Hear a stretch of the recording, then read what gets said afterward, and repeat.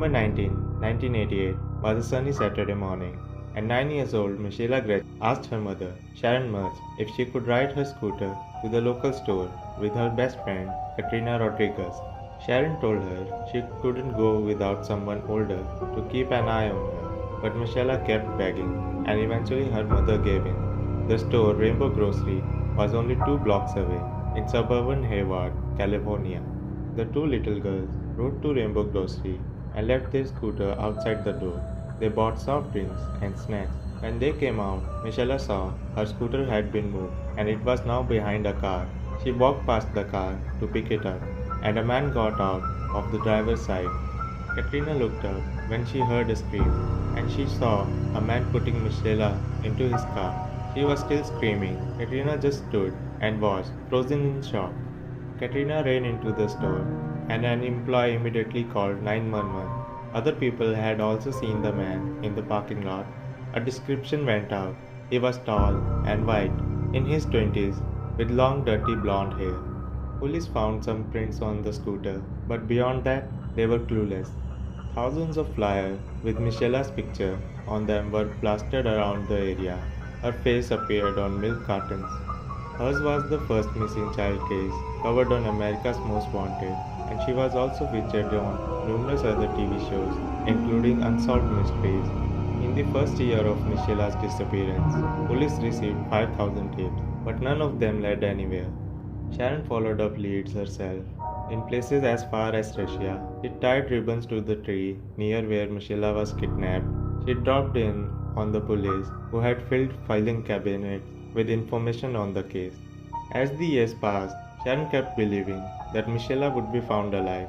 In 2009, Sharon heard the news that Jessie Dugard had been found after having been abducted in 1991 at the age of 11. She had been held captive all those years in California by Philip Garrido.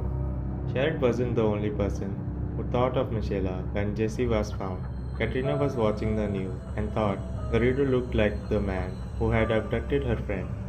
The police contacted Sharon again, asking what Michela had been wearing on the day she went missing.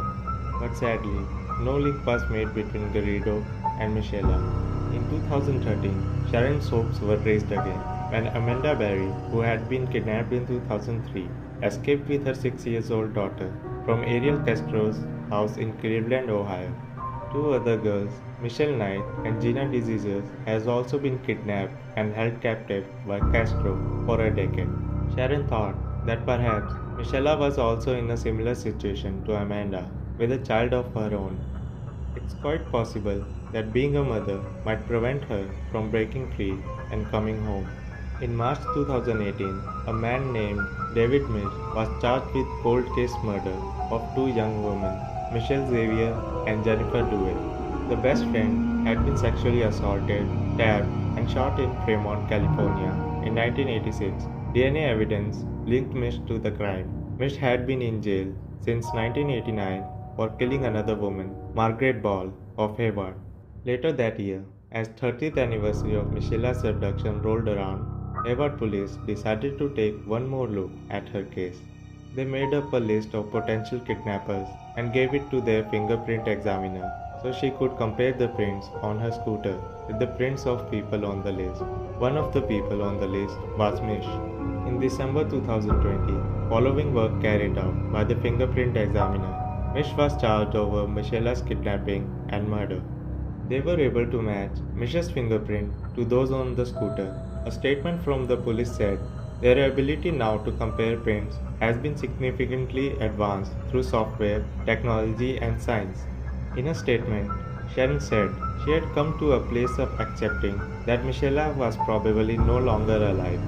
Sharon did not envision her daughter as a dead child. It was only when she heard this news that this vision of reality appeared, and she honestly had not figured out what to do with it. Sharon has been diagnosed with metastatic breast cancer. She is currently receiving treatment, but says it is not curable.